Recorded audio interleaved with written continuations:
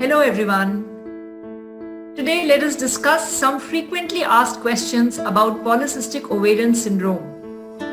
So I'm going to say these questions first, and after I have spoken to you about this syndrome, I'm sure you will be able to answer all these questions on your own. So, you need an ultrasound to diagnose PCOS. That's statement number 1. Statement number 2, I had an ultrasound and it did not show any cysts on my ovaries, so I don't have PCOS.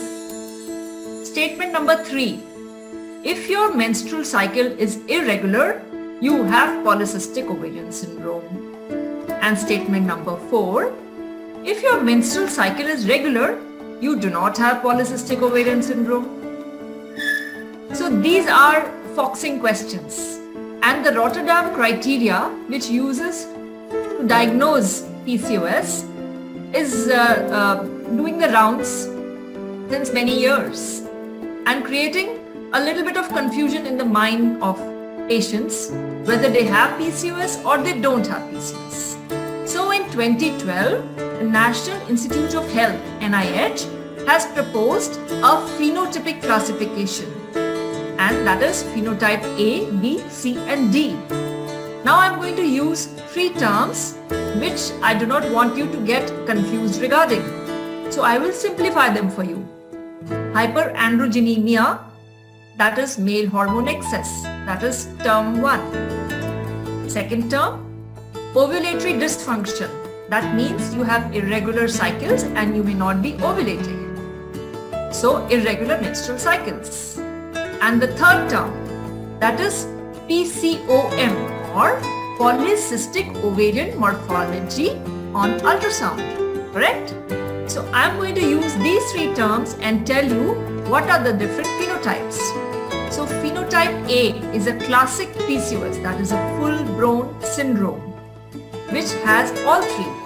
It has male hormone excess, it has menstrual irregularities, and it has a polycystic ovarian morphology on ultrasound. This is very common, and it is related with higher morbidity, higher weight gain, and higher other problems related with infertility, which we see in PCOS.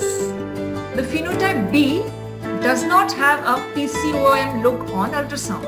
It only has male hormone excess and irregular menstrual cycles. Then there is phenotype C, which is called ovulatory PCOS. That means the cycles are regular. Patient is ovulating, only she has male hormone excess and an ultrasound showing polycystic ovarian morphology. And lastly, this I see pretty commonly also in my practice, is phenotype D, that is non-androgenic PCOS, which means that the patient has ovulatory dysfunction, she may have irregular menstrual cycles, and an ultrasound is showing a polycystic ovarian morphology, but there is no classical hyperandrogenemia, by which I mean male hormone excess, and by that I mean facial hair, excess body hair, loss of hair, which is called alopecia, and acne. So after telling you about all these 4 phenotypes, you can yourself answer the initial 4 statements which we made. Do we need an ultrasound to diagnose PCOS? Not really. You may have other problems, and the ultrasound is not really necessary to diagnose PCOS. The other problems could be this, male hormone excess and irregular menstrual periods. Again, if your periods are regular, you do not have PCOS, that also doesn't stand true. Your periods may be regular and still you may be having this underlying metabolic disorder called PCOS. I hope I have been helpful in making this clear to you. Thank you.